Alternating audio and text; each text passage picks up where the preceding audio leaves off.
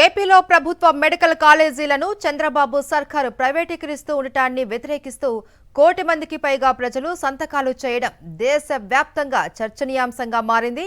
ఈ ప్రజా ఉద్యమంలో విద్యార్థులు, తల్లిదండ్రులు, ఉద్యోగులు, మేధావులు, ప్రజా సంఘాల నేతలు, సామాజిక కార్యకర్తలు స్వచ్ఛందంగా కదం తొక్కడం యావత్ దేశం దృష్టిని ఆకర్షించింది.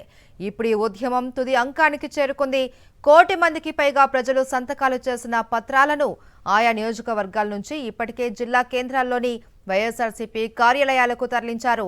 ఇవాళ జిల్లా కేంద్రాలలో కోటి సంతకాల పత్రాలతో ప్రజలు ఆకాంక్షలను ప్రతిబింబిస్తూ కొత్త మెడికల్ కాలేజీల ప్రైవేటీకరణపై ప్రజల్లో ఉన్న వ్యతిరేకతను చాటి చెప్పేలా వైఎస్ఆర్సీపీ భారీ ర్యాలీలు నిర్వహించనుంది. వైఎస్ఆర్సీపీ ర్యాలీలను అడ్డుకోవడానికి చంద్రబాబు సర్కారు పోలీసులను ఉసిగొల్పింది.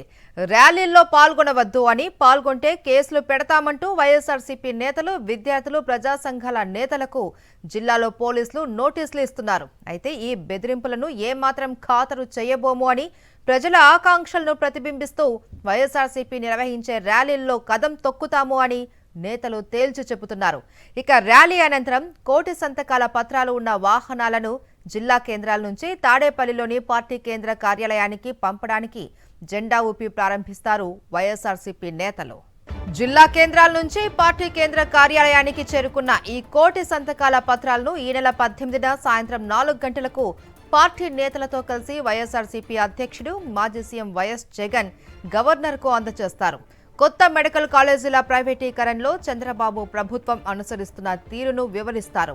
ప్రభుత్వమే వాటిని పూర్తి చేసి నిర్వహించేలా చర్యలు తీసుకోవాలి అని వైఎస్ జగన్ విజ్ఞప్తి చేయనున్నారు.